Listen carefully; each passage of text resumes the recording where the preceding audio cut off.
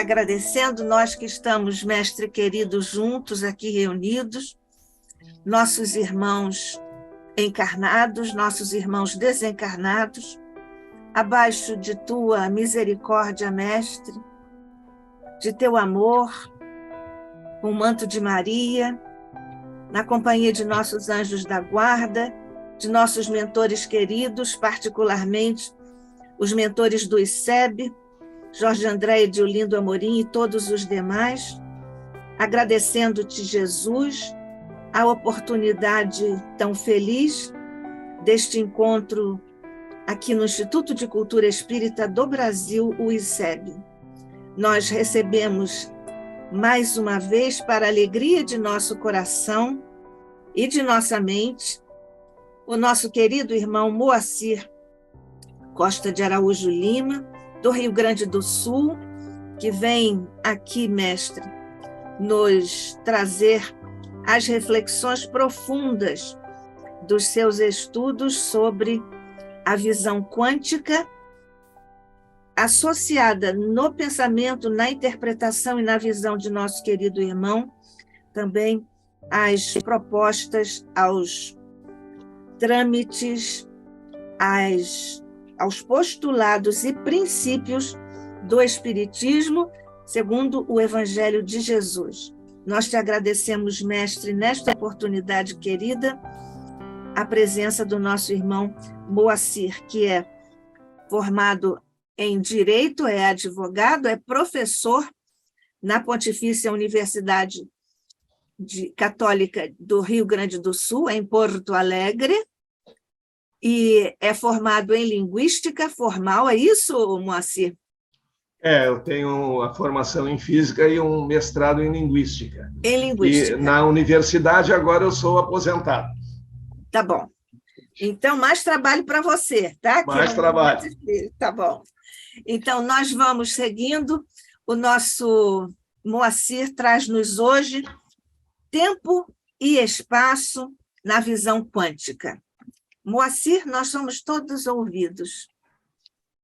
Obrigada. Muito obrigado. Muito obrigado pelas boas vibrações.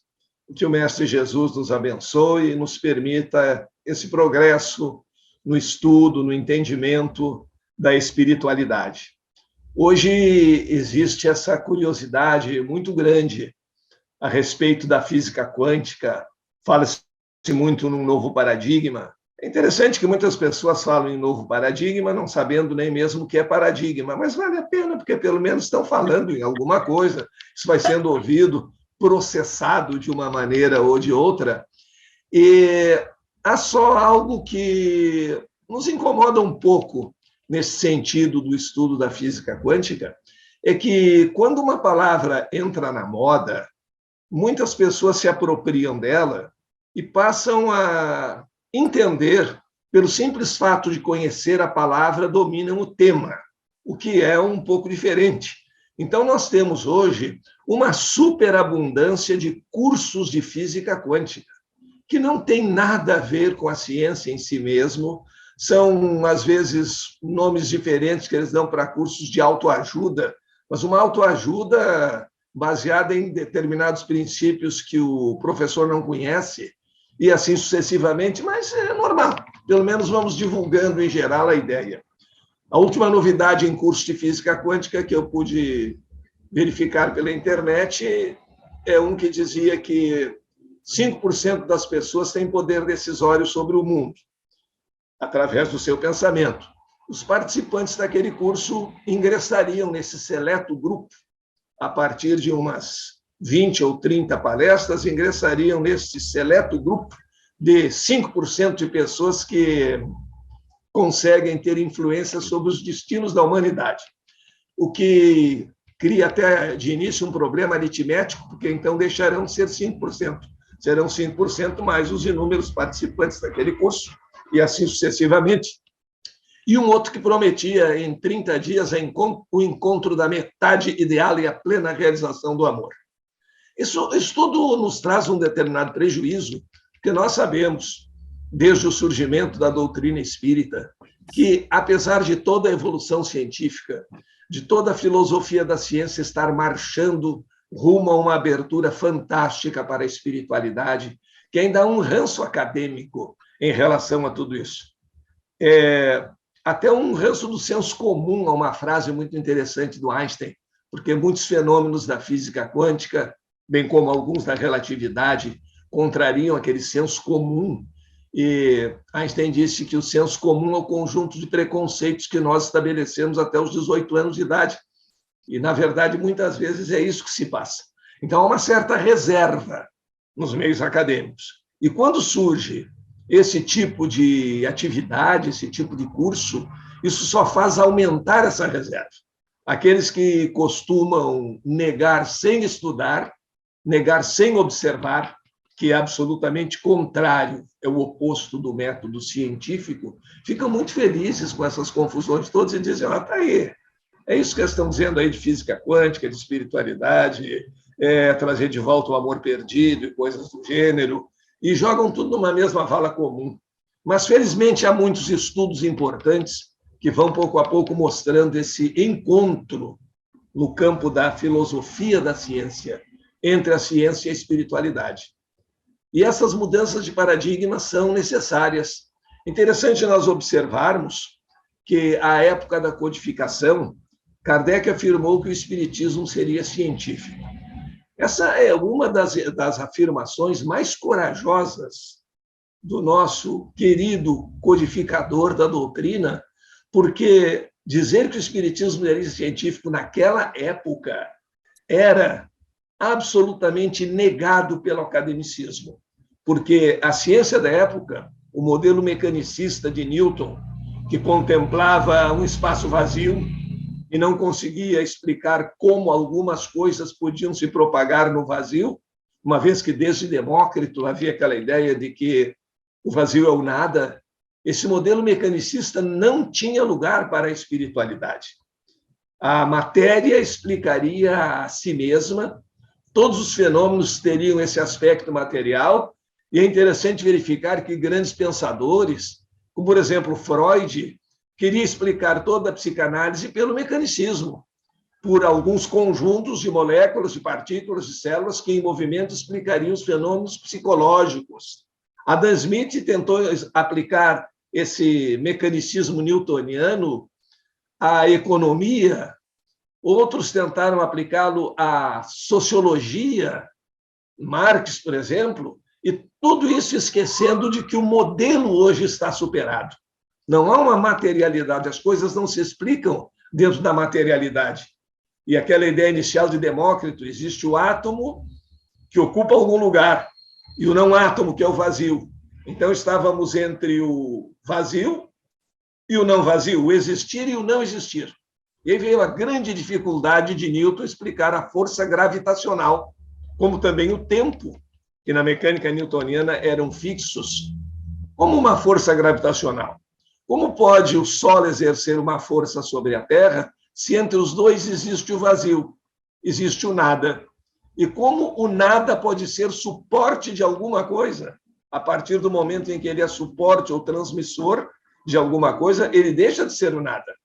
Então, a mecânica newtoniana, examinada depois sob o ponto de vista da filosofia da ciência, embora todo o seu fabuloso avanço nas conquistas da tecnologia, não era suficiente para que se aplicasse algum conceito de espiritualidade. E, a partir da relatividade da física quântica, não podemos chegar a entusiasmos demasiados, como aqueles que dizem, bom, agora a física quântica provou a existência de Deus. Deus não é da ordem de demonstração. Isso está claro também na codificação espírita. E em filosofia da ciência, não existe decidibilidade. Não é como na lógica de predicados de primeira ordem, em que existe o verdadeiro e o falso, aplicáveis a cada sentença ou a cada conjunto de raciocínios que nós analisamos. Na filosofia da ciência existe o mais ou menos plausível. E agora nós temos essa abertura para a espiritualidade. A física quântica nos transformou de meros observadores em co-criadores. Mostrou que o pensamento é uma forma de energia. Mostrou ainda mais que não estamos isolados, Não existe o problema do outro numa certa medida. Todos nós estamos interconectados. Logo, o problema do outro também é meu. Foi preciso uma pandemia para que alguém tivesse um exemplo natural e sensível de que isso era verdadeiro. Que não existia o problema lá distante do outro e o problema meu era completamente distinto. E mais nos mostrou também algo que eu acho muito interessante, que nós somos emissores e receptores de energia, mas nós só recebemos naquelas frequências em que somos capazes de vibrar. Essa frequência de pensamento, essa frequência vibracional. Então, tudo isso tem cada vez mais despertado a nossa curiosidade. E esse despertar da curiosidade é que é extraordinário.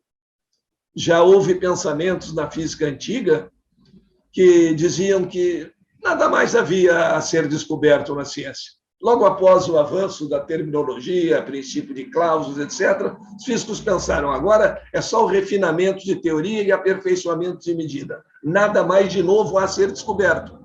E depois disso veio a relatividade e veio a física quântica, inclusive com algumas questões contraintuitivas.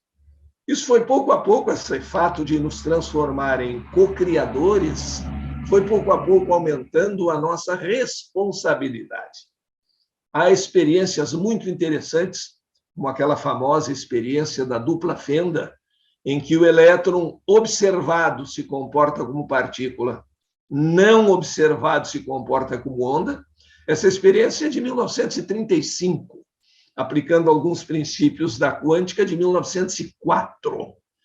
E feita essa experiência de 1935, os físicos constataram que o elétron às vezes se comporta como onda e às vezes se comporta como partícula.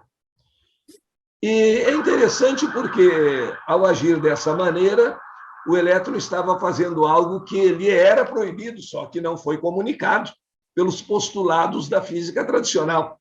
Onda e partícula eram eventos completamente diferentes. Onda não pode ser partícula, partícula não pode ser onda. Matéria não pode ser energia, energia não pode ser matéria. Viviam num dicotomismo quase maniqueísta. E feita a experiência, 1935, se verificou que o elétron às vezes se comportava como onda e às vezes como partícula. Por quê? Os físicos tradicionais fogem desse porquê.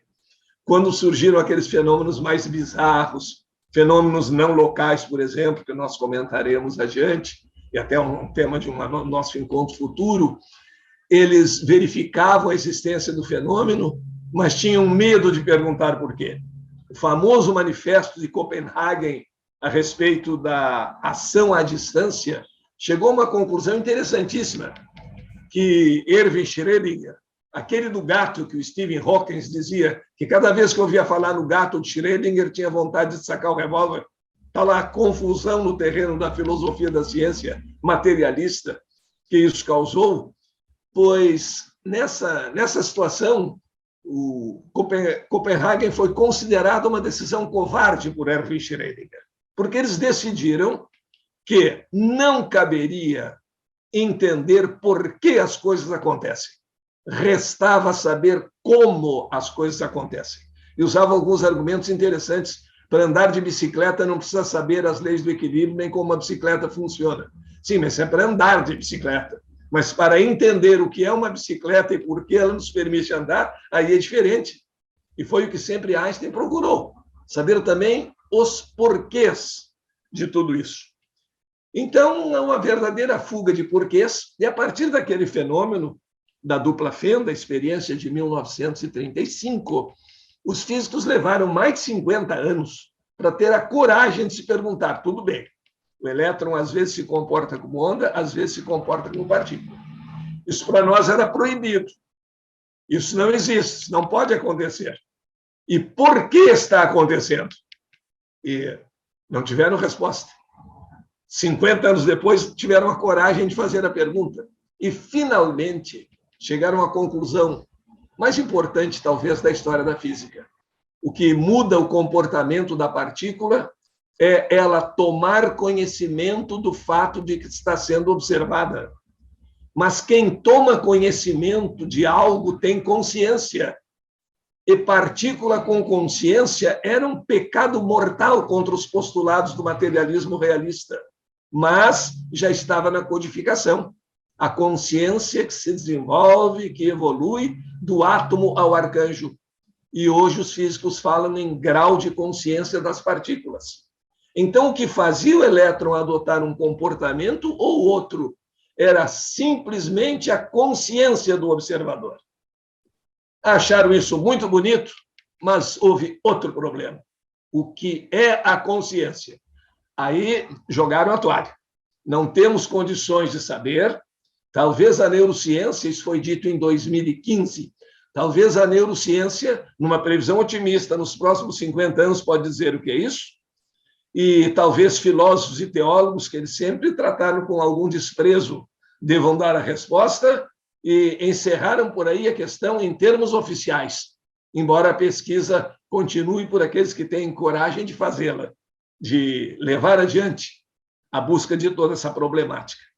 E não há ainda uma equação para dizer exatamente o que é a consciência e o que é o observador. Mas o avanço continuou e descobriram algumas coisas importantes. A consciência do observador não influi somente no comportamento das partículas, influi também na sua existência. Só tem sentido falar num átomo depois que ele é observado. Partículas não observadas não existem propriamente. Então, a partir daí, nós, através da consciência, nos transformamos também em co-criadores. E aí é uma pergunta fatal para os postulados do materialismo, para o pensamento ateu, que, como nós sabemos hoje, não é nem uma corrente filosófica, é apenas uma questão de fé. O ateísmo é uma questão de fé e não de filosofia. Eles não gostam disso, acham isso terrível, mas o que vamos fazer se a realidade é essa? Assim como alguns têm fé em que algumas coisas existem, outros têm plena fé em que algumas coisas não existem. Esses que têm muita fé em que algumas coisas não existem, cobram dos outros a demonstração da existência, mas não cobram de si mesmos a demonstração da não existência, que é bastante difícil também. Então, o grande golpe nessa teoria toda é o seguinte: algumas partículas só têm sentido, antes de existirem, são uma probabilidade, são uma função de onda. Então, elas só têm sentido, elas só têm existência nisso que nós chamamos real, a partir do momento em que são observadas e são descobertas e são sentidas como realidade a partir do momento em que interagem com outras. Que analogia fantástica nós podemos fazer aí a respeito dos nossos ideais de empatia, de caridade, de fugir do egoísmo. Se hoje, vamos admitir que se previsse a existência de uma partícula que fosse incapaz de interagir com qualquer outra, nós diríamos, ela existe, mas ela não interage com qualquer outra. A conclusão seria de que ela não existe. Só existe na medida em que é capaz de interagir. Algumas só existem a partir do momento em que são observadas. Daí sermos co-criadores. E aí a pergunta interessante de que falávamos. A partir de alguns microsegundos, partindo-se do Big Bang, aquela gigantesca explosão inicial, em que tudo que existe, isso é um gigantesco esforço de imaginação, daí Einstein ter dito que a física era uma aventura do pensamento, estava num estado de singularidade, reduzido a um tamanho menor do que o átomo. Imaginemos todas as galáxias, todo o nosso planeta, as casas, as cidades, os mares, as montanhas, reduzido a um tamanho menor do que o de um átomo, invisível. Estado de singularidade. Explode. Alguns microsegundos depois, essas partículas, que só existem a partir do momento em que são observadas, passaram a existir. E aí a grande pergunta: se só existem a partir do momento em que são observadas, quem ou o que as estava observando para que pudessem existir? Não éramos nós, pelo menos em nosso estado atual. E aí começamos a sentir a necessidade de falar em uma grande consciência, em uma inteligência suprema, em algo que na filosofia da ciência vai tomando cada vez mais vulto e sendo cada vez melhor entendido. E aí começam também os famosos enigmas do tempo. Nós nos sentimos aqui como prisioneiros do tempo. E temos aquela ideia newtoniana de que o tempo é algo fixo. O espaço é um grande vazio e o tempo é algo fixo.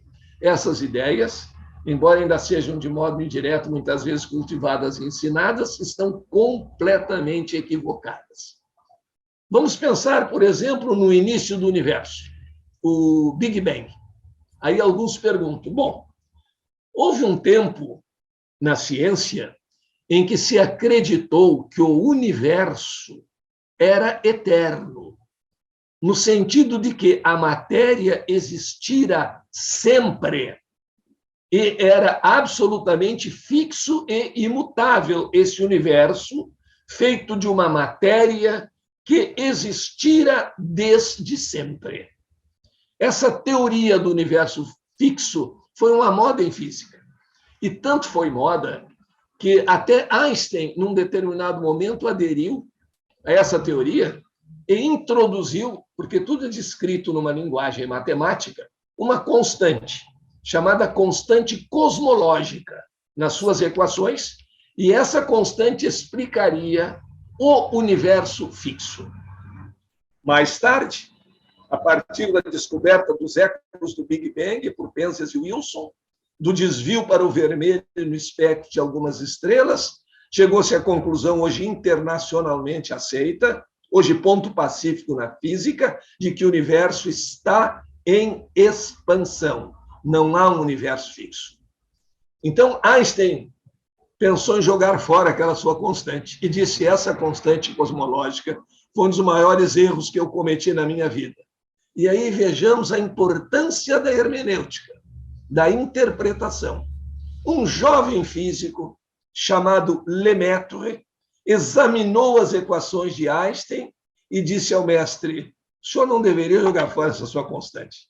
Interpretada de outra maneira, em que intuição Einstein teria ido buscar essa constante? Ele a criou para mostrar que o universo estava fixo. E Lemaitre lhe diz, interpretada de outra maneira, ela demonstra exatamente o crescimento permanente do universo. Einstein tinha mentalidade verdadeiramente de cientista. Ele era aberto ao novo. Ele não recusava sem examinar. Podia ter usado com Lemaitre, um jovem físico, simplesmente a expressão, sabes com quem estás falando? Mas não. Ele acatou a opinião, manteve a constante cosmológica e hoje ela é interpretada matematicamente como um elemento demonstrativo do crescimento constante do universo. Então, esse universo está em contínua expansão e o que não se sabe ainda é por quê ele está em contínua expansão. Uma vez que, se nós imaginarmos, por exemplo, uma explosão, o normal é que as partículas se afastem por algum tempo e depois voltem a se unir. Então, existe matéria escura e outras explicações para esse crescimento constante do universo. Pois muito bem, falando-se no tempo e retornando àquele estágio do Big Bang, há uma questão muito interessante. Alguns perguntam o seguinte: primeiro, se a partir do Big Bang, Stephen Hawking, a partir do crescimento do universo, traçou essa velocidade de crescimento de modo inverso e chegou ao momento do início do universo, cerca de 13,8 bilhões de anos, em que tudo começou no nosso esquema atual, porque pode haver muita outra coisa que nós não conhecemos.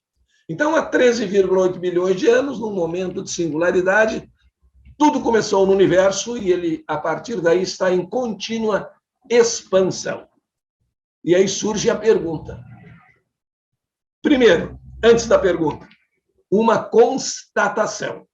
Pela teoria do universo fixo, segundo a qual o universo sempre existira, ele nunca fora criado. Não existiu o momento de criação. E se não existiu um momento de criação, nunca existiu um criador. Não tem sentido falar-se em criador de aquilo que é incriado, que existiu sempre. O Big Bang desmonta essa teoria.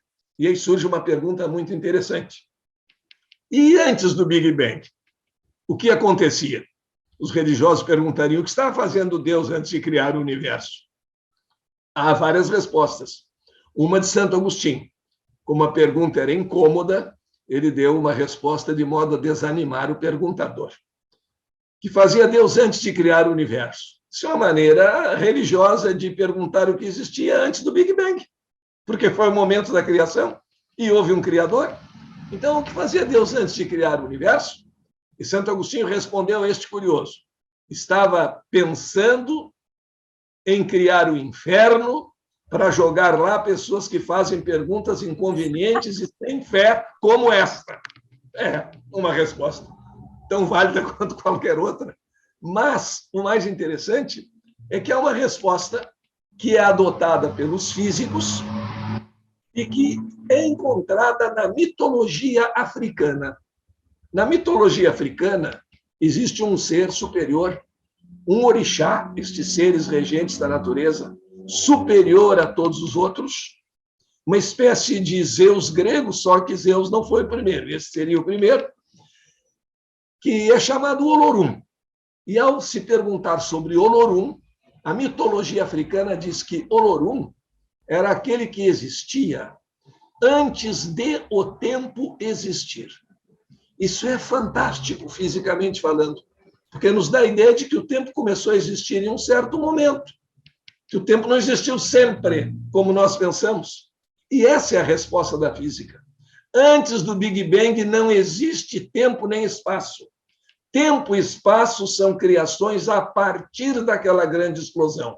Logo, antes disso, não tem sentido falar em antes ou depois, porque simplesmente tempo e espaço não existiam. Esse, então, é um novo conceito de tempo. Passou a existir a partir de um certo momento. Aí vieram todas aquelas ideias, tempo fixo, aqui, agora universal. Isso foi pouco a pouco caindo a partir da relatividade e confirmado pela física quântica. Nós temos, intuitivamente, aquela ideia de que o tempo é igual para todo mundo, que o tempo é igual em todos os lugares. E uma das primeiras conquistas da teoria da relatividade foi mostrar que não. O tempo é influenciado por várias razões. Duas importantes: velocidade e distância de centros de massa. Começando com a distância de centros de massa, existe na relatividade o chamado paradoxo dos gêmeos. Imaginemos dois irmãos gêmeos.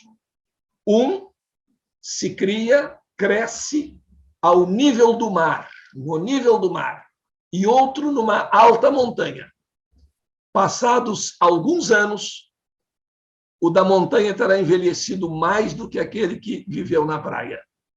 A gente pergunta, sim, porque o lado da montanha é mais rarefeito, por isso ou por aquilo. Não, a explicação é muito mais longa do que isso. O tempo passa de um modo diferente para quem está longe de um centro de massa e para quem está perto de um centro de massa. Então, imaginemos o centro de massa da Terra. Quem está no nível do mar está mais perto do centro de massa da Terra do que aquele que está numa montanha. Em função disso, para este que está no nível do mar, o tempo passa de um modo diferente. O outro envelheceu mais. Passou mais tempo com o irmão gêmeo que estava lá na montanha. Essa diferença é de microsegundos. Não seria a diferença que nós poderíamos imaginar, mas agora já há experiências fixas. Por exemplo, em 1960, em Harvard, foi feita uma experiência com dois relógios de precisão absoluta, um colocado no térreo e outro a 10 metros de altura. Diferença pequena, e se verificou que o tempo a 10 metros de altura é diferente do tempo a nível zero. Diferença mínima que os nossos sentidos não percebem, mas que os relógios de ultra precisão conseguem perceber.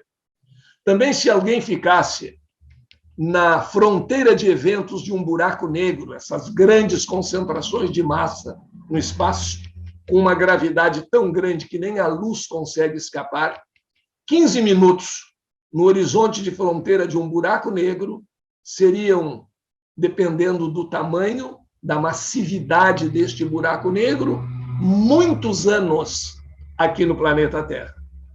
Isso nos leva a um pensamento muito interessante.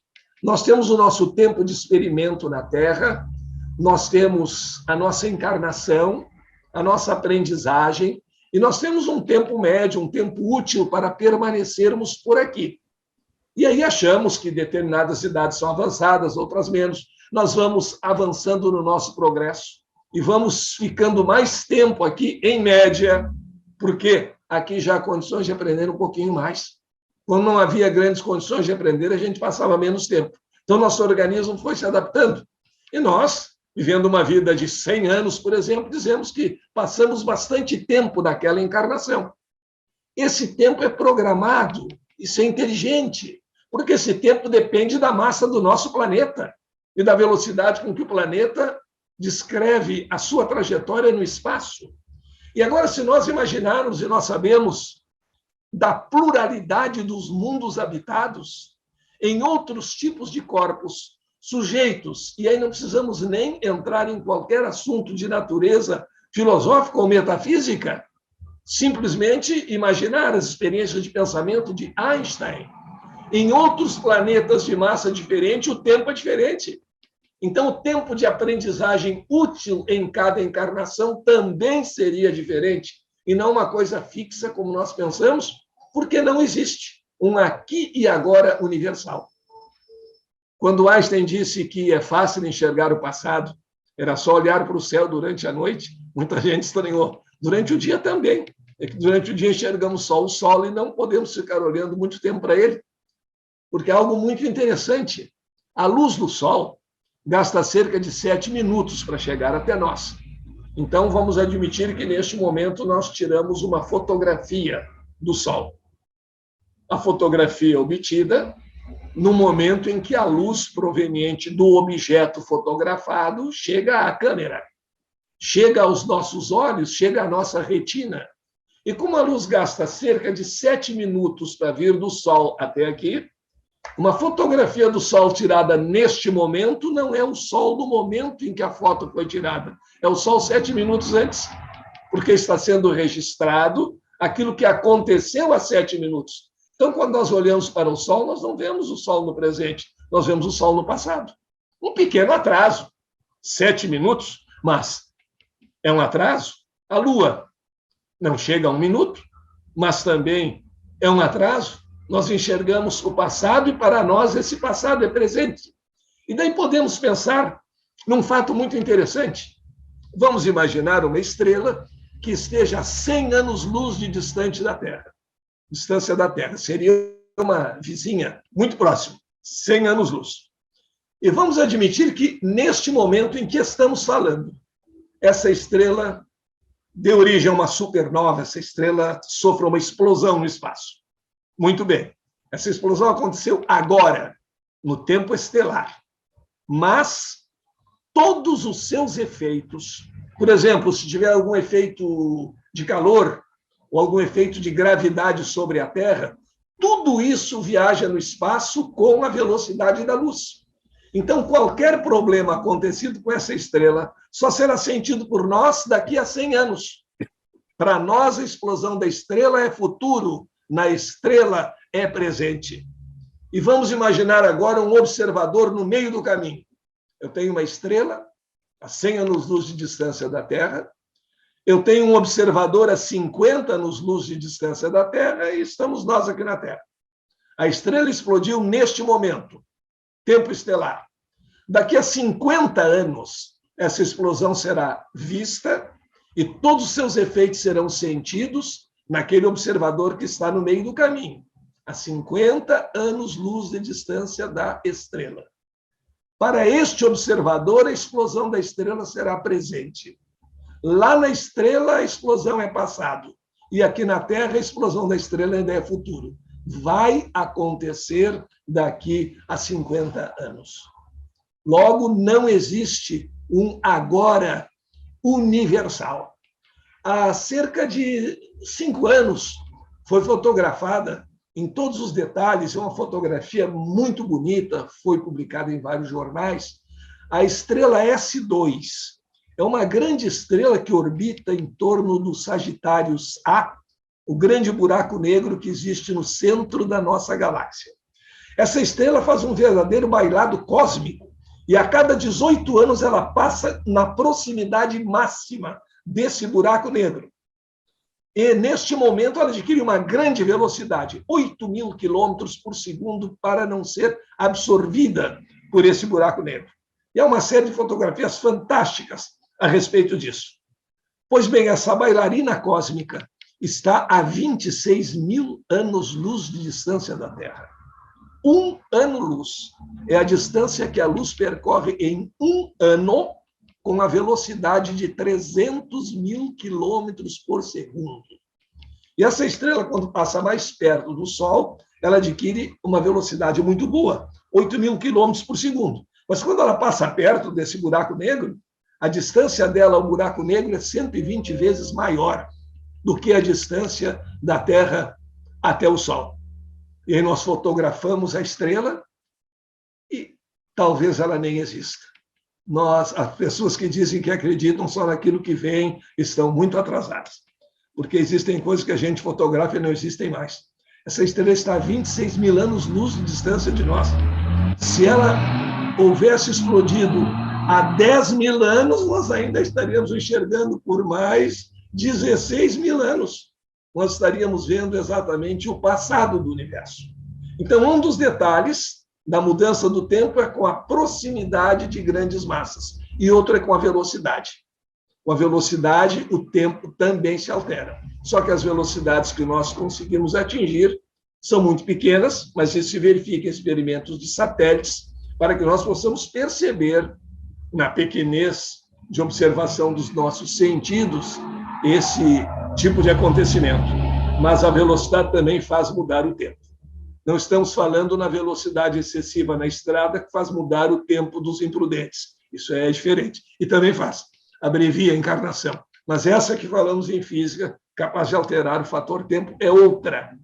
Então, nós podemos falar, por exemplo, podemos imaginar, digamos que já houvéssemos conquistado todo o sistema solar, nós poderíamos imaginar um campeonato do nosso sistema solar, um campeonato de futebol interplanetário no planeta Marte. Digamos que houvesse condições de gravitação, etc., todos os planetas aí do sistema solar tivessem seu time, e vamos admitir que nós conseguíssemos ter uma transmissão de uma fotografia de Marte, demora muito tempo, ela tem que ser mandada ao satélite, o satélite tem que processar a imagem, mandar para a Terra, não é só o tempo que a luz gasta.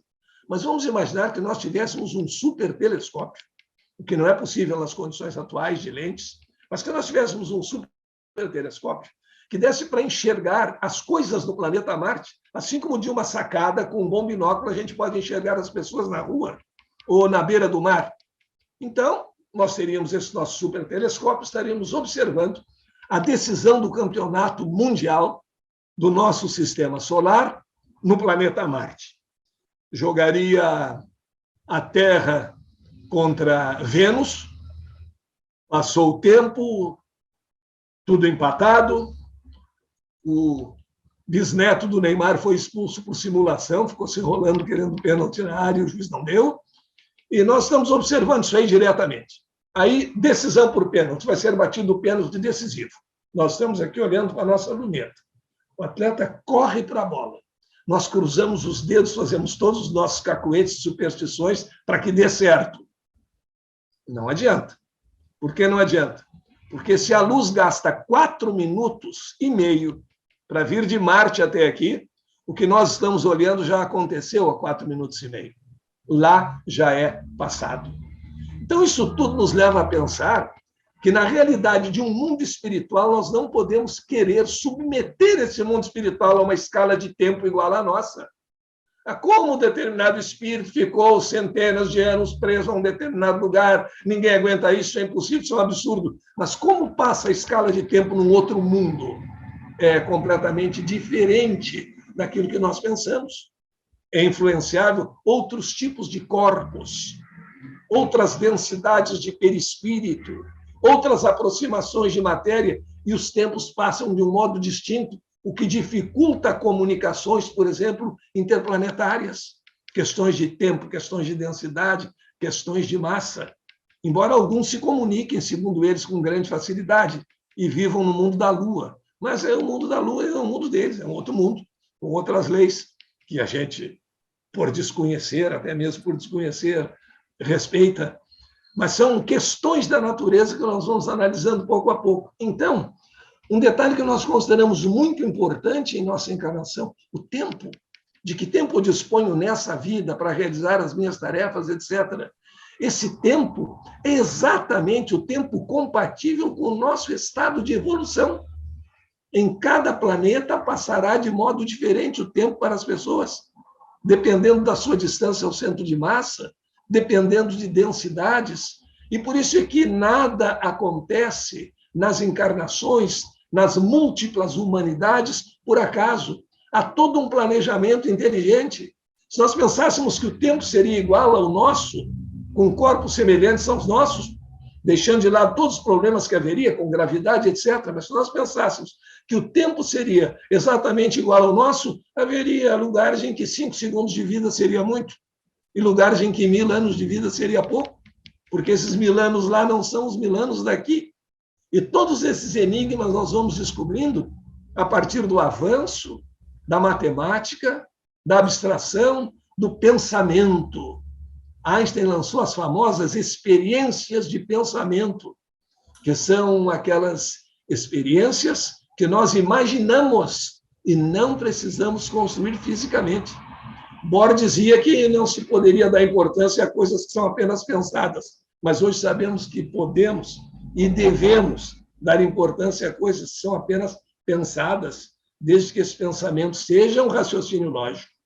E há outras surpresas em relação a esse problema do tempo, na observação de partículas, que a partícula é partícula só quando está sendo observada. Vamos imaginar uma experiência física, que é muito interessante, sobre o colapso da função de onda. Vamos imaginar, tipo essas mágicas que fazem na rua, que nós tenhamos, por exemplo, 2 copos feitos de material opaco e colocamos um dadinho embaixo de um desses 2 copos. E aquela jogadinha que o pessoal faz na rua, gira bastante os copos, adivinha em que copo está o dadinho, etc. E tem sempre algum auxiliar do mágico que adivinha e ganha bastante dinheiro, e os outros se arriscam e perdem, mais ou menos assim. Vamos imaginar uma experiência, e essa já é realizada fisicamente. Para não complicar o exemplo, eu vou fazer essa comparação, mas isso já existe em termos de física. Vamos imaginar que nós coloquemos, através de um equipamento especial, um átomo que viaja através de um caninho e que depois desemboca em 2 reservatórios, 2 copos, de modo que ele pode cair num ou no outro, aleatoriamente. Aí nós vamos observar em qual dos 2 copos está o átomo. Agora vejamos que coisa interessante. Depende de como eu faço a experiência, depende do observador. Se eu levantar primeiro um copo e espiar, eu vou ver o átomo está ali, como o dado, ou não está ali. E se ali não estiver, estará certamente no outro copo. Isso é igual a ter um dadinho embaixo de um de 2 copos e observar. Mas agora vem a diferença. Se eu resolver espiar os 2 ao mesmo tempo, o átomo não está em nenhum deles. Ele não colapsa, ele se transforma numa função de onda, ele faz interferência, o que levou os físicos a dizer que, observando assim, ele está e não está nos 2 copos ao mesmo tempo. Ele está no copo A e no copo B, e ele não está no copo A e não está no copo B, o que contraria completamente o nosso senso comum. E o mais interessante nisso é que, imaginando agora a nossa experiência física, em que o átomo viajou por uma canícula e foi colocado num copinho ou no outro, uma canaleta e foi colocado num copinho ou no outro, que para estar num ou no outro, ou não estar em nenhum dos 2, existiu um passado. Ele teve uma história. E nós, pelo modo de observar, determinamos que história foi essa. Então, John Weller nos diz que a observação pode mudar até mesmo o passado, o que é uma coisa fantástica. E as experiências de Alain Aspect, com o chamado efeito retardado no tempo. Vamos dar um exemplo simples do que é feito com partículas subatômicas, etc. Vamos imaginar que nós tenhamos um canhão de luz, que a luz passe numa tela opaca, onde existe um orifício, existe uma passagem, e depois se projete numa tela mais ao fundo. Nós sabemos que se nós tivermos uma projeção de luz e um anteparo opaco com um orifício circular no centro, isso vai projetar mais adiante numa parede uma mancha circular, uma mancha de luz circular. Se nós tivermos um quadradinho no meio da tela, no meio do caminho, a luz passa por ali e vai desenhar um quadrado maior numa parede. Agora, o mais interessante, o que é possível em experiências de física. Coloca-se no anteparo um furo. Ali existe um círculo. E por esse círculo a luz passa e desenha um círculo na parede. Perfeito. Depois que a luz passou pelo círculo, troca-se esse anteparo, não está passando mais nada ali, a luz já passou. Troca-se esse anteparo por um que tenha no meio uma figura quadrada. E a luz, como se voltasse no tempo, desenha na parede uma forma quadrada. Isso se chama experiência de tempo retardado e se faz com micropartículas.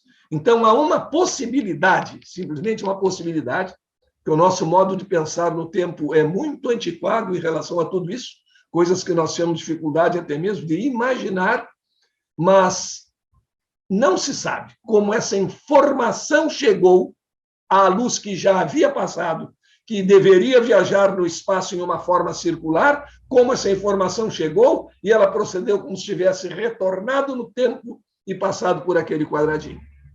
Acontece algumas coisas dessas com o nosso pensamento. O cérebro não sabe a diferença entre o que vê e o que recorda. E quando nós recordamos, nós ativamos as mesmas redes neurais criadas no momento do acontecimento.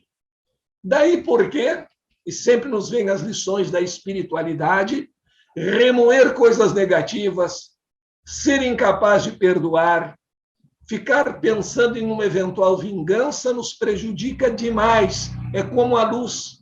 Ela ia formar um redondinho, mas houve alguma informação, voltou ao passado e vai formar um quadrado na parede.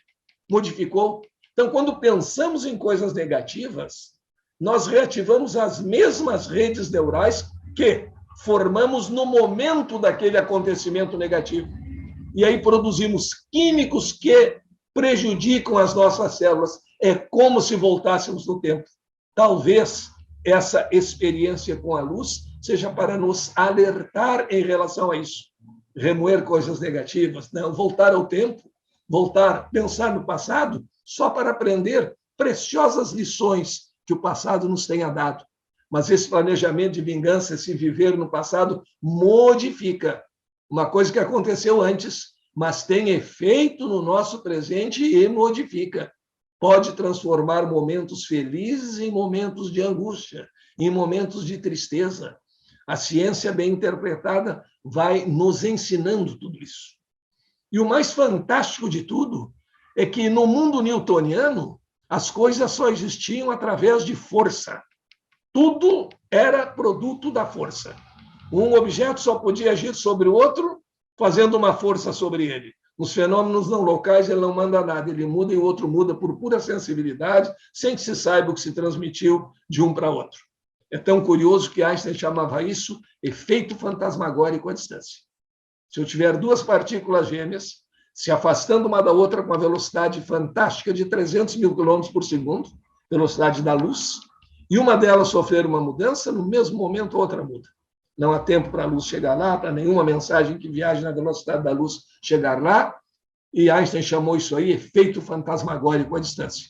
Duvidou do fenômeno no início, mas como era um verdadeiro cientista, depois foi convencido pelos fatos, não deixou de examinar, não negou sem examinar, e chegou à conclusão de que o fenômeno era real, embora não houvesse como explicar o que se transmitia de um destes elementos para o outro. Então, vai se alterando esse conceito de tempo, essa nossa ideia em relação ao que se transmite de um corpo para outro, e nessa grande lei da física, que é a lei da interconectividade, as nossas emoções, numa medida maior ou menor, se transmitem a outras pessoas. O pensamento é forma de energia. Então, há especulações em física que nos dizem que talvez uma carga de pensamentos negativos muito grande possa até influenciar em fenômenos da natureza, causando catástrofes, se não causando, propiciando dentro das probabilidades aquelas possibilidades mais fortes de que a catástrofe ocorra. E é por isso que toda a doutrina sempre nos ensinou pensar corretamente, pensar com amor, fazer uma prece. As vibrações só nos chegam na medida da frequência em que nós estamos vibrando. Isso tudo vem tendo, pouco a pouco, uma comprovação dentro da filosofia da ciência. Então, o saber científico não é uma negação hoje do saber espiritual. Pelo contrário, o conhecimento científico, somado ao conhecimento espiritual, numa equação muito simples que eu inventei de colocar num livro, o conhecimento científico mais o conhecimento espiritual é igual a sabedoria. Porque há uma diferença entre o conhecimento e a sabedoria. Pelo conhecimento, eu sei como as coisas se passam. Pela sabedoria, eu aplico o meu conhecimento para o proveito meu, do meu semelhante, para a evolução da humanidade. E como falávamos do mundo newtoniano, tudo funcionava à sua força, no mundo de Einstein é diferente. Newton não pôde explicar como é que o Sol é capaz de exercer uma força sobre a Terra se entre eles há o vazio. Existe o nada. E Einstein mostrou que não existe o nada. Esse vazio é o campo gravitacional. O campo gravitacional é um contínuo, um espaço-tempo. É o chamado gigantesco molusco de Einstein. É como se fosse um gigantesco molusco que se dobra, podemos então dobrar o espaço e tempo, e por isso a diferença. Vamos imaginar, por exemplo, uma cama elástica bem esticada, e no centro dessa cama elástica nós colocamos uma esfera bem pesada. Em seguida, nós jogamos uma bolita nessa cama elástica. Não houvera aquela esfera pesada e fosse a cama elástica plana, a bolita seguiria em linha reta. Mas como aquela esfera pesada causou uma deformação na cama elástica, a bolita, ao passar perto daquela deformação, vai fazer uma curva. Se tiver velocidade suficiente, entra em órbita. Se não tiver velocidade suficiente, cai e se encosta na esfera maior. Isso é para Einstein a gravidade. Não há necessidade de força, é uma curvatura no contínuo espaço-tempo. Então, nós vivemos um momento em que sabemos que somos co-criadores, em que a filosofia da ciência apresenta uma abertura para a espiritualidade, em que sabemos pela física, pela biologia, pela psicologia, pela psicanálise, que só os pensamentos do amor nos fazem bem, que só esses pensamentos de amor e de fraternidade atraem para nós coisas positivas. Então, se errarmos, seremos duplamente chamados à atenção pela nossa consciência, porque erramos com conhecimento de causa. Acho que nossa missão atual é essa, é despertar as consciências para essa realidade, para que não vivamos num mundo quântico com um pensamento mecanicista. É como dispormos do avião a jato e querermos andar de carroça. Precisamos evoluir na nossa percepção, no nosso pensar. E por isso é que essas reuniões, que com tanto esforço, com tanto amor, o ICEB promove ao longo do ano, é a nossa maior obrigação. No dizer de Kardec, a grande caridade que se pode fazer no Espiritismo é divulgá-lo, que, obviamente, é uma figura metafórica, porque não é o Espiritismo que precisa de caridade, é o conhecimento dele adquirido por nós, que faz a caridade de nos mostrar a evolução, de nos mostrar que não estamos aqui um certo tempo terrestre, um certo tempo apenas para terminar, voltar ao pó, numa vida sem sentido, porque marchamos inelutavelmente para o fim. Só que o fim não é o fim, é uma transformação em outros espaços, em outras escalas de tempo, em universos paralelos, em que o que vai valer não é aquilo que nós mostramos fisicamente, e sim o nosso grau de vibração, a vibração do nosso perispírito, tão bem explicada por Leon Denis, que nos leva aos planos astrais melhores ou mais densos, de acordo com uma lei universal, e não com castigo de uma divindade vingativa, que é todo amor, é a própria lei. Se eu chutar uma pedra, eu vou machucar o meu pé. Não é vingança da pedra, não é castigo, é uma lei. Quanto mais conhecermos as leis, se unirmos conhecimento à sabedoria, mais nós iremos praticá-las e melhores nós estaremos. Quando negamos as leis, nós nos prejudicamos, não porque algo ou alguém nos castigue, por uma questão de lei universal de justiça. Se eu resolver ficar 1 minuto sem respirar, talvez eu consiga, mas eu não vou passar bem. O ar está me castigando porque eu o desprezei. Sem essa de castigo, punição, etc. Não estamos aqui no vale de lágrimas, punidos sempre. Não, nós estamos aqui para aprender.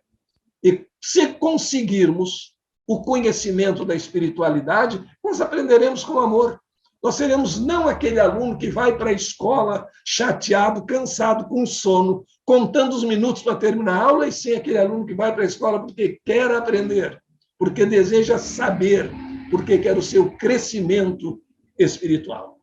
Então, no nosso tempo físico, material, igual em nossos relógios, porque estamos no mesmo planeta de 1 hora, nós falamos alguma coisa sobre esses eventos, esse novo paradigma científico. É sempre um prazer estar com os queridos irmãos, pessoas interessadas no estudo. Nós não sabemos tudo, e por não sabermos tudo, por termos muito a aprender, não devemos perder tempo. Já que falamos tanto nele, por que perder tempo? Por que desperdiçá-lo? Só em experiências fantásticas aí com fótons é possível pensar num retorno ao tempo. Para nós, só em termos de recordação. Então, vamos aproveitar o tempo que temos.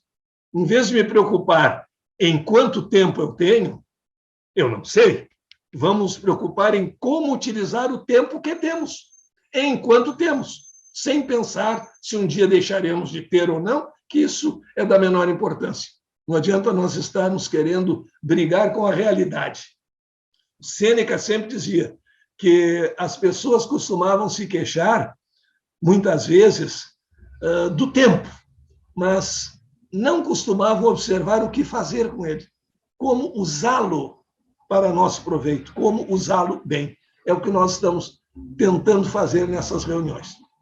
Muito obrigado a vocês todos pelas boas energias e aqui sempre à disposição, esperando que breve nos possamos encontrar pessoalmente também, daquele abraço físico que nada substitui, que é o resultado de uma vibração de amor, que é uma troca positiva de energia. Muito obrigado e um feliz fim de semana para todos nós. Sextou! Ô, Moacir, nós que gostamos de aprender e adoramos ouvir você justamente por isso, agradecemos. Estamos, assim, elevados mais uma vez com a sua exposição tão profunda, tão didática, a despeito de estar, pelo menos para a minha condição, que não tenho formação em física, não atingir plenamente tudo que está na substância do que você nos diz, mas são sinalizações importantíssimas que você faz e preciosas associações ao nosso querido Espiritismo, naturalmente ratificando, desculpem, o Evangelho de Jesus. Nós temos aqui várias perguntas, eu tenho perguntas, como sempre, você sabe disso. O Paulo de Filipe também, como sempre, tem perguntas. Nós vamos começar com o Paulo de Filipe. Ele diz: dizer, Moacir, que as partículas só existem quando observadas e uma afirmativa é uma afirmativa ousada e incompleta. Queria que você explicasse o incompleto aí. Por que deve explicar o que... Eu estou com dificuldade porque eu estou me adaptando às minhas lentes multifocais, então desculpe. Por que deve explicar o que acontece quando não observada? Isso só revela o quanto não sabemos das coisas. Verdade. Observação Nesse sentido, a observação pode ser uma partícula bater em outra, que já foi observada por ela ou por uma tela, mas em termos cósmicos, nós devemos pensar numa inteligência suprema. Inclusive, esse problema de tempo, eu só posso explicar as partículas gêmeas se eu entender uma consciência suprema onipresente. Porque sem essa onipresença, nós não conseguiremos explicar o que se transmite de uma partícula para outra, uma vez que nenhuma mensagem pode chegar até lá. Mostra também o quanto nós desconhecemos, o quanto nós não temos capacidade de observar. Mas mostra ainda, para a nossa condição física, e para que entendamos a nossa posição de co-criadores, que a existência de uma partícula depende de uma observação. Isso, levado a uma comparação com a nossa vida, é uma verdadeira inclinação, uma verdadeira tese anti-egoísmo. Porque se eu não quero saber nada de ninguém, se eu não quero ver ninguém, se eu não quero conhecer ninguém, eu praticamente também não existo. É uma chamada de atenção para isto. E há partículas que verdadeiramente não observadas, elas são uma probabilidade, elas são uma função de onda e que só vão existir fisicamente a partir da observação. Isso contraria o conceito antigo de realidade. No mundo real, para a física antiga, havia duas condições. Existe um teorema chamado Teorema de Bell, que mostra que o comportamento das partículas quânticas não está de acordo com o que se chamava realidade, com a racionalidade antiga. Se dizia o seguinte: para que uma partícula ou alguma coisa possa existir no mundo real, são necessárias duas condições. Uma, que essa partícula possa existir independentemente de ser observada. Einstein teve essa posição há muito tempo, que não podemos chegar a um solipsismo, só existe eu e meu pensamento. Não, é um solipsismo relativo. Então, a partícula deve existir mesmo independentemente de ser observada. Quando eu não estou olhando para a Lua, ela continua existindo lá. Claro. Então, essa era uma condição da realidade. A segunda condição era a condição de localidade. Não poderia existir fenômeno não local. Ou seja, uma partícula só poderia agir sobre a outra tocando-a ou mandando um sinal que a outra pudesse decodificar. Já vimos que nas partículas gêmeas não existe esse sinal, ele não conseguiria chegar. Então, o que acontece?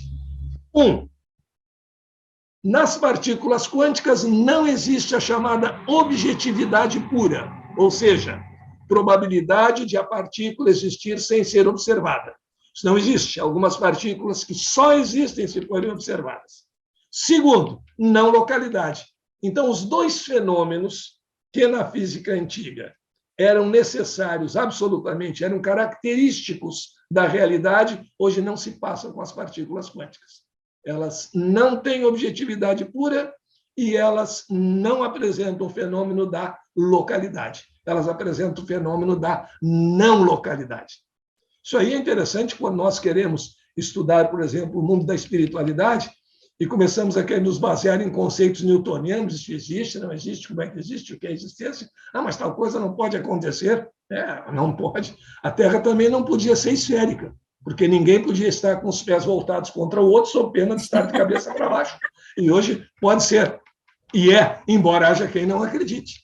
Só que, no momento, há coisas que são questões de crença e há coisas que não são questões de crença, são questões de constatação.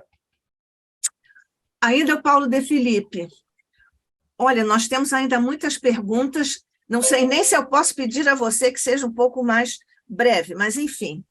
O homem, quando se coloca no lugar de Deus, deveria lembrar que não dá. A sua lógica, é isso, Paulo de Filipe? A sua lógica é a humana e a de Deus é divina. Daí, bom, aí está óbvio, né? Certo. Está autoexplicado. Para ser objetivo na resposta, de pleno acordo. Inclusive, até eu respondi isso. Verdade, né? Porque, veja, a lógica de predicados de primeira ordem, que analisa as sentenças, não as sentenças judiciais, que isso não dá nem para analisar, mas a lógica de predicados de primeira ordem, ela se baseia assim, isso é verdadeiro ou é falso? Já surgiu no próprio mundo dos homens uma lógica fuzzy. que diz que entre o verdadeiro e o falso existem espaços intermediários. E se partiu para a probabilidade do verdadeiro e do falso. Agora, chegarmos à inteligência divina, nós temos que entender que querer julgar tudo a partir da nossa lógica, do nosso pequeno conhecimento, nós não explicamos ainda nem mesmo alguns fenômenos naturais, estão de pleno acordo. Nós queremos nos colocar no lugar da inteligência suprema para dizer, por que Deus resolveu fazer o homem? Eu já sei, ele resolveu. Não sei. E também no nosso próprio mundo de relações do dia a dia, nem tudo tem explicação lógica. Quanto mais sutis são as coisas e mais fortes, menos lógica. No mundo do amor, por exemplo, os namorados que brigam. E o namorado inconformado, por quem será que ela me trocou? Primeiro, o verbo trocou está mal usado aí, porque troca o escambo é questão de direito de propriedade e não de sentimento. E depois, pessoa tão inteligente, tão isso, tão aquilo, e foi se juntar com aquela peste. Mas ela não considerava a peste, então a lógica não funciona nesses casos, funciona só nos casos mais elementares. Claro, na matemática, que é criação nossa, ela vai funcionar, porque a nossa criação, a nossa criatura vai seguir o Criador, mas de pleno acordo. Perfeito. Antes de passar aqui as minhas observações, porque são muitas aqui as do Paulo, passar mais uma deles, não vejo mais ninguém aqui com perguntas. Moacir, mas a velocidade do pensamento pode ser bem maior. Na verdade, aqui o Paulo está mudando de assunto, mas vamos em frente. A velocidade do pensamento pode ser bem maior, quase instantânea. E então dá tempo para interagir no que acontece a Lures, certo? Indaga o Paulo. Sim, se esse pensamento, como nós dizemos, por exemplo, eu agora penso no Sol. A luz leva 7 minutos para chegar lá, o meu pensamento já chegou. Mas se esse pensar interno subjetivo, essa é a dúvida que eu tenho. Esse pensamento interno subjetivo, quando eu penso no Sol, alguma coisa chegou lá mesmo, eu apenas pensei. A luz dá para se verificar, a gravidade dá para se verificar. O pensamento emite uma forma de energia. Agora, se essa energia é instantânea ou não, não há ainda pesquisa nesse sentido.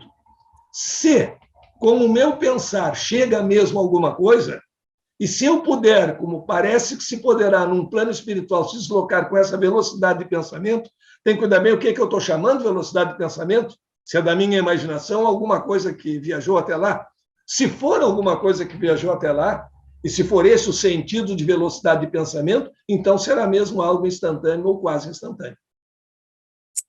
Ainda o Paulo, você compartilha, Moacir, a ideia de que nós somos espíritos que, no momento, nos projetamos neste mundo físico, mas ficamos absorvidos pelas maravilhas, entre aspas, da matéria. Mas nós somos espíritos. Isso aqui está em caixa alta, viu? Sim, não deveríamos vivenciar as coisas espirituais finalmente? Perfeitamente. Sem o que nós ficamos praticamente sem sentido, deixamos de cuidar do essencial. Inclusive, o nosso próprio vocabulário do dia a dia mostra esse nosso erro de pensamento. Eu tenho um espírito, eu tenho uma alma. Depois que eu desencarnar, o meu espírito vai morar no nosso lar, ou nem tanto. Então, mas eu digo assim, o meu espírito, como eu digo, o meu nariz, o meu dedo é um acessório e não a essência. Então, nós não somos um corpo que possui como propriedade sua um espírito. Nós somos um espírito que possui um corpo. E, à medida que nos acostumarmos com isso, que o modo de dizer, a Nádia, pós-doutora em linguística, sabe que o modo de dizer é algo importantíssimo. O modo que eu digo, quando eu digo eu tenho espírito, eu estou usando o verbo ter, que é muito diferente do verbo ser. Embora algumas pessoas achem que os outros são só o que têm. Mas esse é outro departamento. Agora, quando eu digo eu tenho espírito, eu estou negando a minha essência. Eu tenho espírito, eu tenho um corpo. Eu sou o quê? Um algo indefinido, um ponto de interrogação entre o vazio e o completo? Não. Então, é isso. Eu sou um espírito. E devo prestar atenção ao meu corpo, claro, é o veículo de que eu disponho para me comunicar, para aprender, para evoluir no momento, e é, sem dúvida, uma limitação, as minhas faculdades espirituais, mas eu tenho um corpo, eu sou um espírito. Seria uma síndrome de Electron, querendo ser uma coisa e outra e não sendo nada, né? Pois é, exato. Olha só, Moacir, aqui aproveitando a questão do pensamento que o Paulo nos trouxe, quando nós dizemos que Bezerra de Menezes, Joana de Ângeles, os nossos mentores que estão a Lures, e nós chamamos aqui pela prece, até às vezes só num pensamento de desespero, pedindo socorro, etc. Por exemplo, Joana de Ângeles fica lá em Salvador, está lá em Salvador, mas ela irradia para cá. Essa é uma eliminação do tempo através da velocidade do pensamento? E tanto pode ser uma eliminação do tempo pela velocidade do pensamento, como também esse exato problema de codificação da onda. Porque uma onda está em vários lugares ao mesmo tempo. Ela colapsa num determinado lugar, mas ela está em vários lugares ao mesmo tempo. Nós agora podemos ligar um televisor aí no Rio de Janeiro e um aqui em Porto Alegre e captar o mesmo programa, a mesma onda ao mesmo tempo. Então, são certas propriedades do mundo espiritual de que nós não dispomos no mundo material, como a bilocação, porque uma essência, um pensamento, uma onda pode estar em vários lugares ao mesmo tempo, o que diferencia o nosso corpo físico. Mas hoje, com o avanço da tecnologia, nós também estamos em vários lugares ao mesmo tempo. Eu estou aqui, estou no Rio de Janeiro, com a essência, que é o pensamento, estou em outros lugares onde outras pessoas estejam conectadas conosco. Então, essa presença física é que é limitada, a presença espiritual não vai ter a mesma limitação.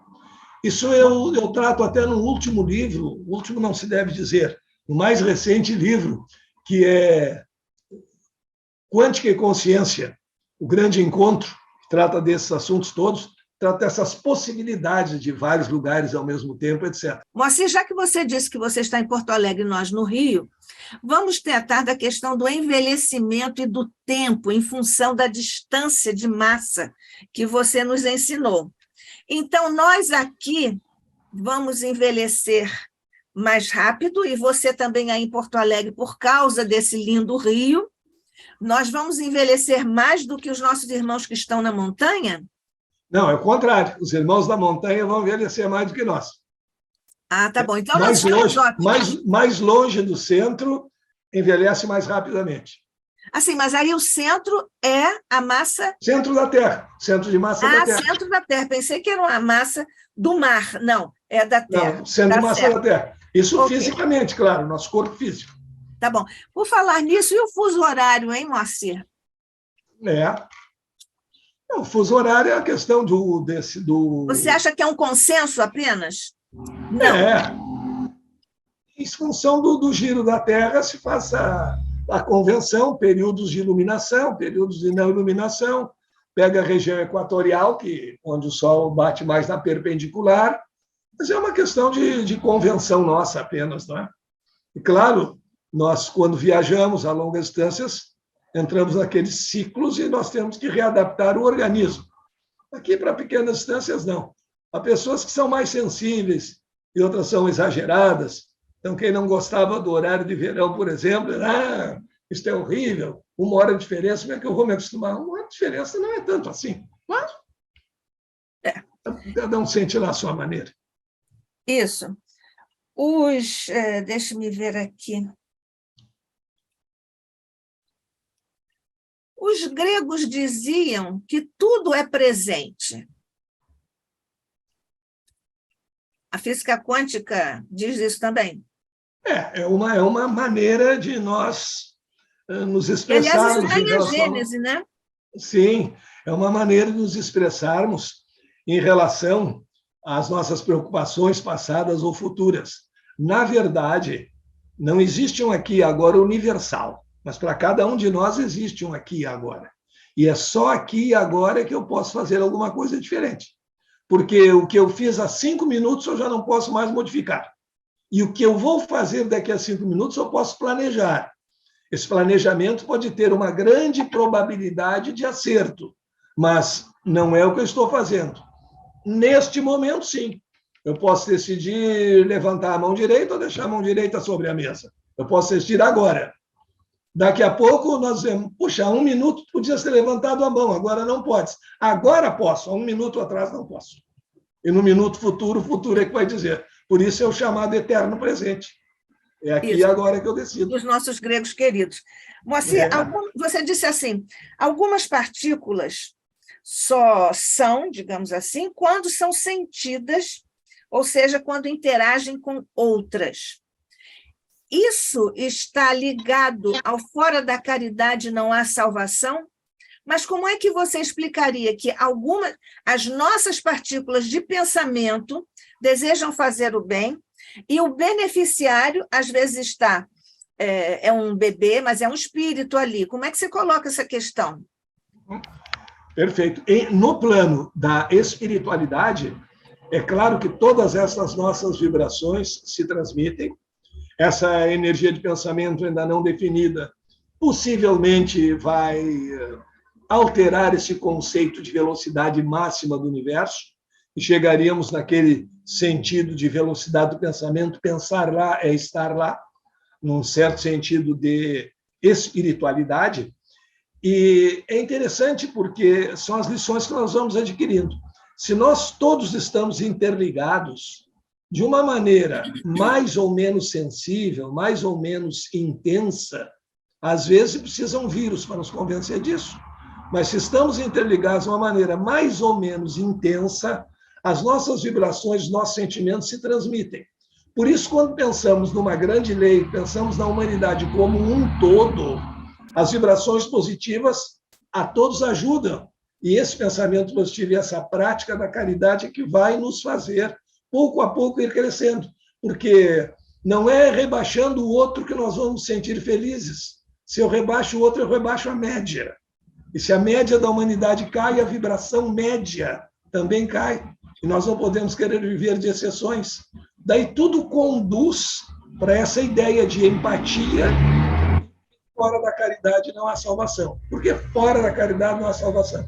Porque só se confraternizarmos, se nos considerarmos irmãos, se sentirmos que o problema do outro também é um problema meu, sentirmos esse prazer em ajudar, no dito do filósofo gaúcho Huberto Roden, que conviveu com Einstein, o bem que fazemos aos outros é que nos faz bem porque nos torna bons. Quando a ciência nos diz que nós somos vibração e que nós somos emissores e receptores de energia e só recebemos nas frequências em que somos capazes de vibrar, está nos dizendo que se vibrarmos na faixa da empatia, colheremos empatia. Claro que isso é estatístico, é claro que existem exceções, mas nós temos que acreditar na média e não na exceção. Eu sei, por exemplo, que a terminação da placa de um veículo vai de 0 a 9. Existem tantas placas pares quanto ímpares. Mas eu posso ficar numa esquina, contar os 5 primeiros carros que passam e todos têm final 3. E aí eu vou chegar à brilhante conclusão de que todas as placas que existem são ímpares, e mais do que ímpares, terminam com o número 3. Não. Então, às vezes, a gente pratica, às vezes, tanta bondade e não recebe o troco não interessa, porque não é isso que buscamos. O bem que fazemos aos outros nos faz bem, porque nos torna bons. Isso. E esse é o nosso objetivo. Pela caridade, nos tornamos bons. A minha questão é o seguinte, como é que ficam as nossas partículas que desejam fazer o bem se digamos assim, o irmão que nós queremos auxiliar não quer receber o bem? Certo. Aí que vem a questão importante de nós conhecermos, de nós estudarmos, principalmente as coisas boas, principalmente o Evangelho. Porque uma transmissão depende de emissor e receptor. O receptor deve estar ativo e ligado para que possa captar a transmissão. Senão, esse é o problema do negativismo. Mesmo que haja uma força, mesmo que haja uma energia, é uma questão de sintonia. E nós jogamos, às vezes, muitas coisas positivas fora por não estarmos sintonizados. Então, há duas questões. Primeiro, a luz é uma realidade. Ela não depende de eu crer ou não crer nela. Ela existe. Mas, em segundo lugar, como eu vou absorver a luz? Como eu vou absorver o conhecimento? Como eu vou absorver a bondade depende de uma predisposição minha. Um equipamento de rádio sintonizado numa emissora capta aquela, mas não capta a outra.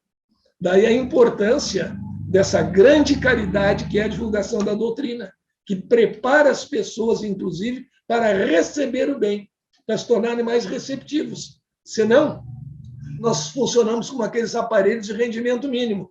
Nós recebemos 1.000 e aproveitamos 1. Poderíamos aproveitar 900, 950, dependendo da nossa índole, dependendo dos nossos sentimentos. E esse é um detalhe importante da divulgação do conhecimento da espiritualidade. Fazer com que as pessoas, pelo raciocínio, comecem a acreditar, porque quando nós cremos, nós nos predispomos, nós percebemos melhor, senão nós somos negativistas. E nos tornando negativistas, nós estamos vendo, mas não estamos admitindo. Pois é, então, só para fechar aqui o que estou pensando, para esclarecer a mim. Então, quando nós desejamos fazer o bem, o outro não deseja receber o bem, está refratário, as minhas partículas movimentadas pelo meu desejo de praticar o bem ficam sintonizadas, digamos, não sei se seria esse o termo, com a chamada memória de Deus. E é por isso que o bem que nós praticamos fica gravado pela lei. E a rejeição do outro também. Isso procede? Procede, perfeitamente. E mesmo que não haja um aproveitamento, digamos, suficiente para produzir determinado efeito, mas alguma coisa sempre se aproveita.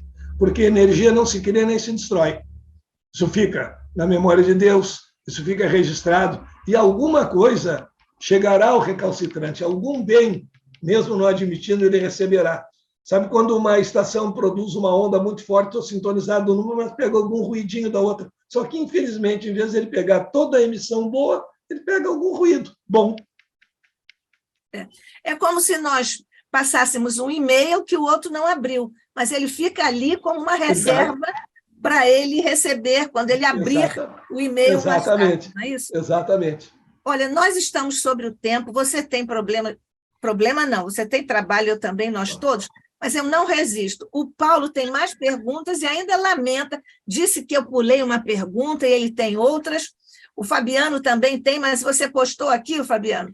Não? E eu também tenho algumas. Então, é aí que somos escravos do nosso tempo. Exatamente. Mas quando formos ao Rio, podemos fazer até uma happy hour e... Não, nós vamos fazer um super seminário de fim de semana inteiro, sábado e domingo aqui no ICEB. Só uma questão.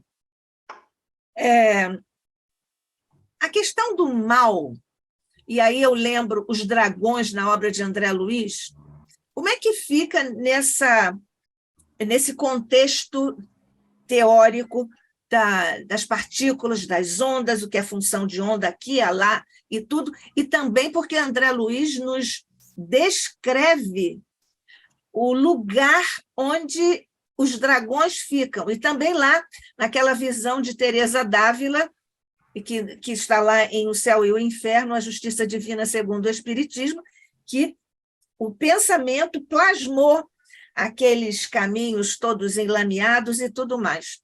Certo.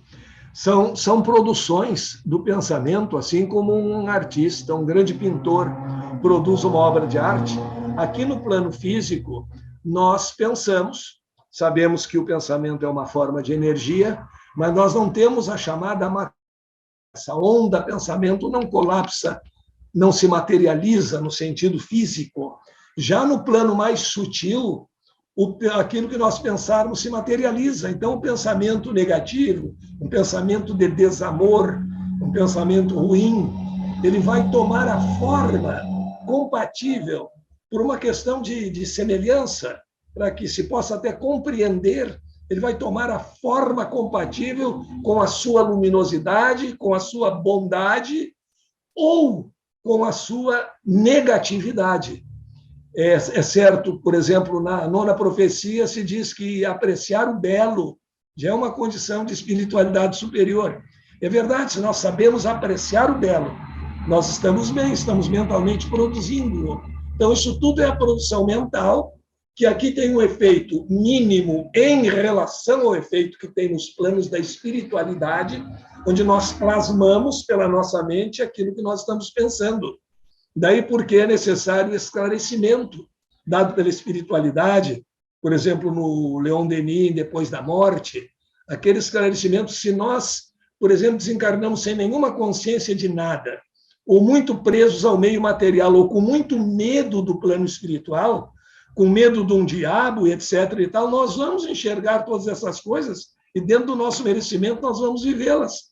Assim como, gloriosamente, o Walt Disney deve ter encontrado o tio Patinhas, o Pato Donald e todas as suas geniais criações, porque ali o pensamento é alimentado, ele cria essa matéria.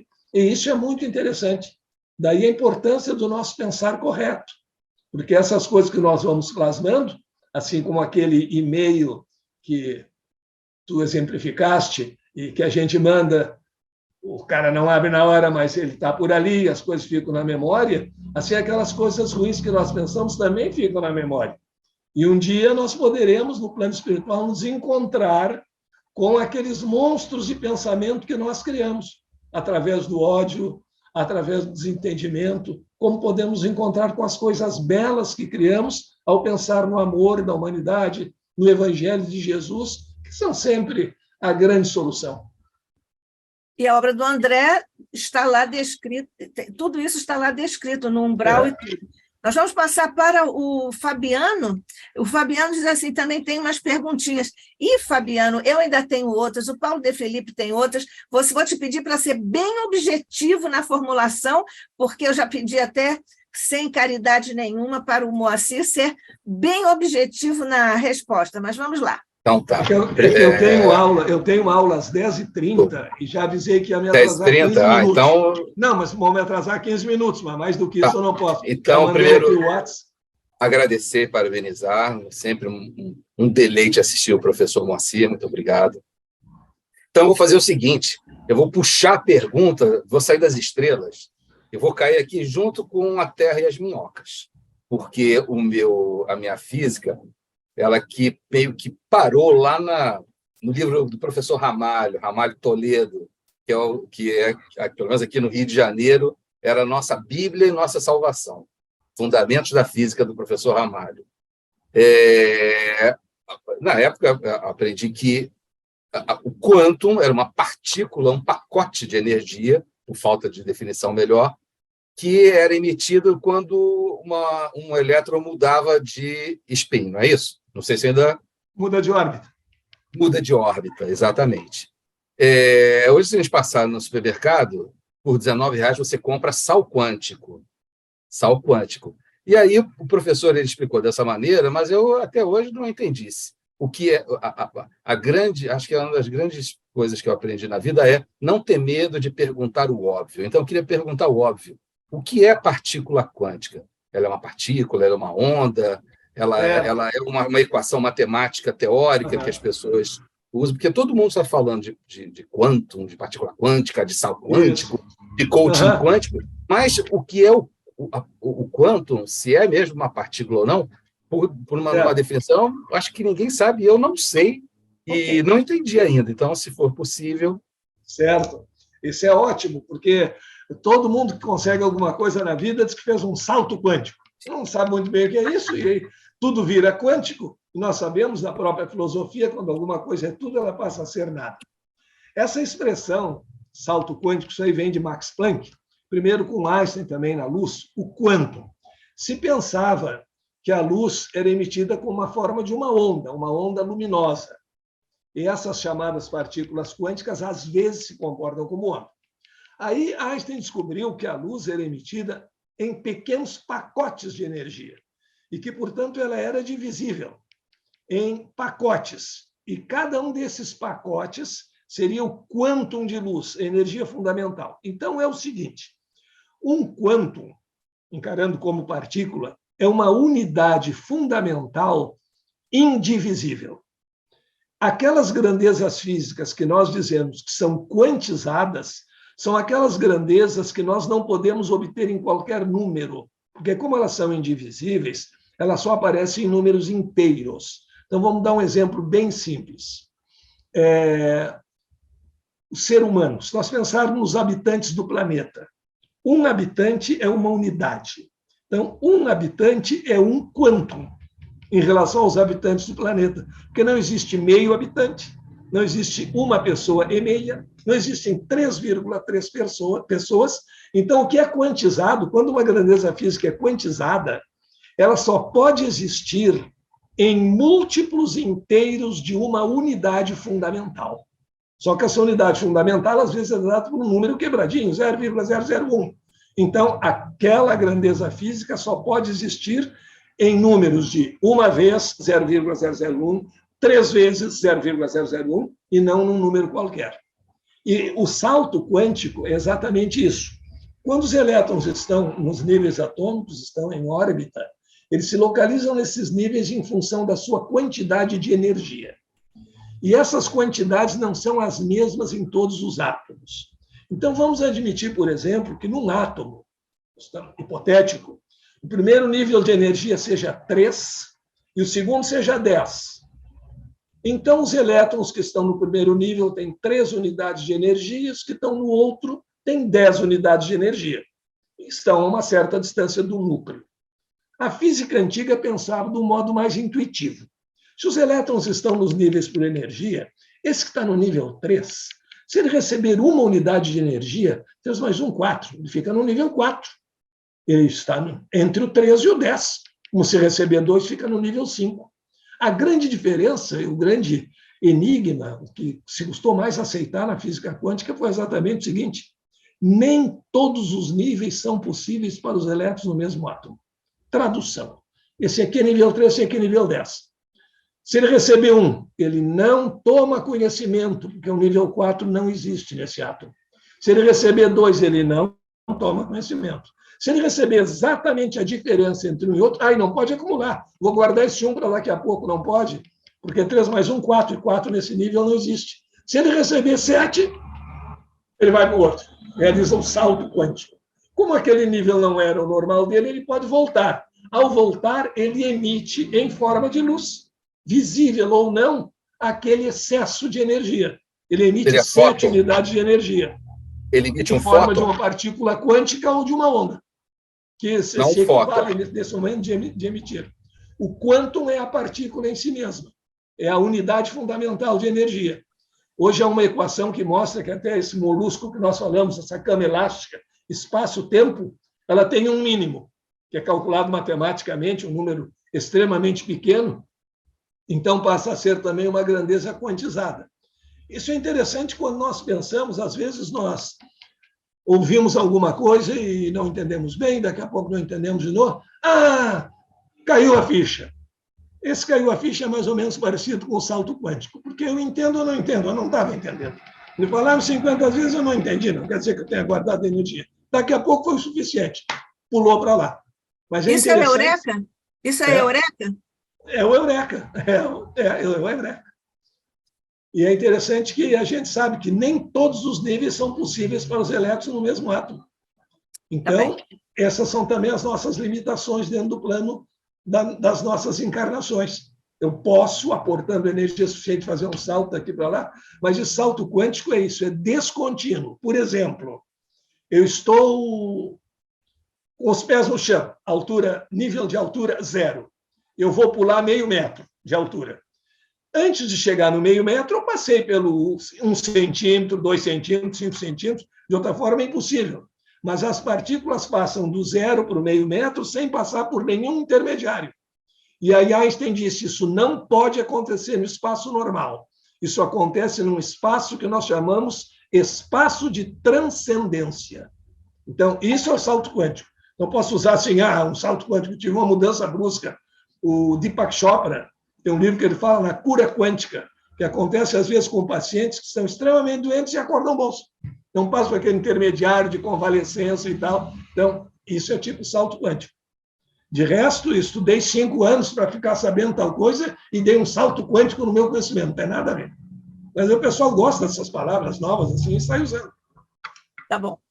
Olha, eu tenho certeza que o Paulo de Filipe lamenta, o Fabiano lamenta, a Marisa lamenta, eu lamento, mas nós somos aqui traídos pelo tempo cronológico que nos rege aqui no planeta.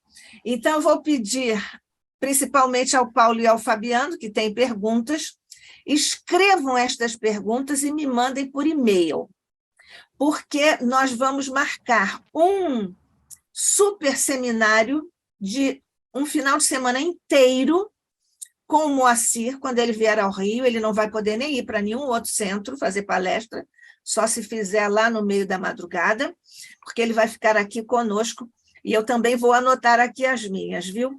Então, com as desculpas, porque a culpa é do tempo cronológico, o ICEB, mais uma vez, agradece com alegria, com satisfação, com muita gratidão, mais uma presença do nosso Moacir Costa de Araújo Lima, aqui no ICEB, pela precisão conceitual, pela precisão didática com que ele faz as aproximações com o Evangelho e com a doutrina espírita, pela facilidade didática com que ele faz as exemplificações, o que é uma qualidade muito importante num professor. Mas o Moacir é também físico, advogado, escritor, conferencista internacional, mestre em linguística aplicada na área de lógica da linguagem natural e outras coisas mais. Então, Moacir, todos nós aqui, muitíssimo obrigados mais uma vez, rogando a Deus que você possa voltar brevemente aqui fisicamente ao Rio de Janeiro para nós podermos estar juntos, dar aquele abraço, nada de abraço quântico, hein? Vamos dar um abraço quântico aqui, num encontro quântico no ICEB. Agradecendo Moacir, com um beijo no seu coração fraterno, meu irmão Tchê Gaúcho, Deus te abençoe, muito obrigada. O ICEB está encantado em levado com mais uma presença sua, mais uma exposição sua aqui. Nós vamos agradecer. Você quer dizer mais alguma coisa, Moacir? Porque nós vamos fazer a prece. Não, somente agradecer, me desculpar por não ter o tempo para todas as perguntas, mas é sempre bom. As pessoas que têm todas as respostas não evoluem. Nós todos que temos muitas perguntas vamos evoluindo com elas. Obrigado mais uma vez, obrigado a Jesus e aos nossos mentores espirituais que, sem dúvida, estiveram nos assistindo. Isso. Agradecendo, portanto, mestre querido, ao manto de Maria, as vibrações e proteção dos nossos amigos espirituais, lembrando com muito amor Deolindo Amorim, Jorge Andréia e todos os demais mentores do ICEB, neste encontro de fraternidade amorosa e intelectual. Nós, neste agradecimento, Jesus, ainda te rogamos, multiplica as bênçãos por sobre todos os nossos irmãos, que em ambos os planos de existência estiveram conosco aqui em mais um estudo no Instituto de Cultura Espírita do Brasil. Abençoa, Jesus, todos os nossos irmãos em duras provas e expiações no planeta que diriges, guardando, Jesus, neste instante, as vibrações de amor e de fraternidade, de solidariedade que estamos enviando através de teu coração neste instante, através das partículas, das ondas do nosso pensamento de amor e solidariedade aos nossos irmãos na Terra. Fica conosco, graças te damos, abençoa o ICEB e todos os que trabalhamos aqui em ambos os planos de existência e todos os que frequentamos aqui em ambos os planos de existência. Sob a graça de Deus, encerramos mais um encontro no Instituto de Cultura Espírita do Brasil. Que assim seja, sob a graça de nosso Pai.